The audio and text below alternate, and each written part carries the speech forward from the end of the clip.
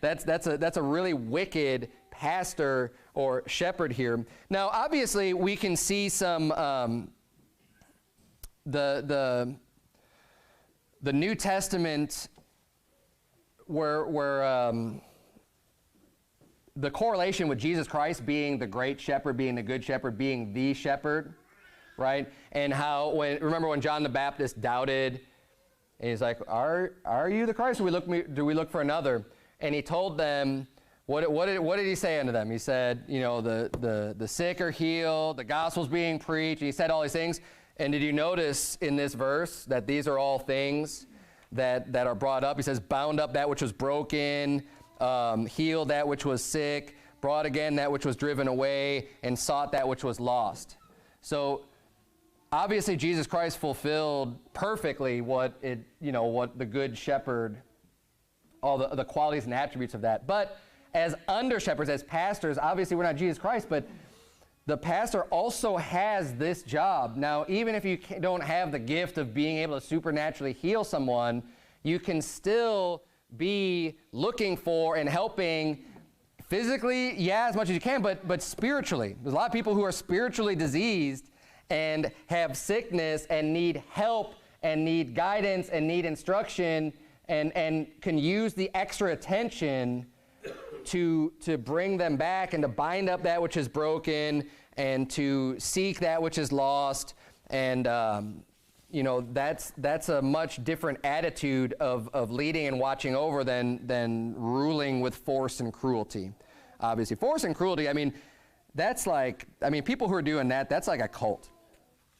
I can't even think of bad churches that are ruling with force and cruelty unless you're just in a full-blown cult of like just totally weird stuff.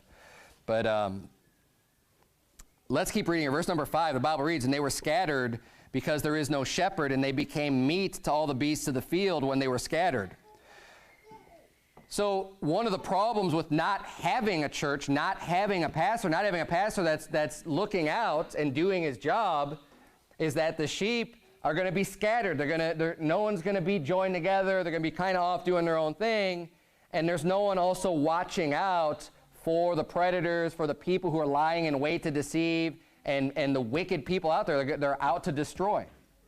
And this is one of the reasons why it's so important to get in church and get into a good church. Get into a church where you're being fed, because God doesn't have this in Scripture just for no reason. It's not like, oh, it's no big deal. Get over it if you're offended by God using the term sheep to describe his people. And I don't care if the world's going to mock that. And I don't care if people who are real proud and haughty want to mock, oh, you're just a sheep. You know what? This is the example that God is using.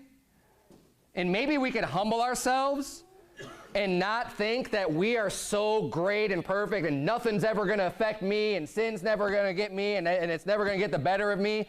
How about we look to the biblical example and say, maybe I could use a shepherd to help watch over so that I don't get devoured by the enemy, by the destroyer, by people who are out trying to do harm.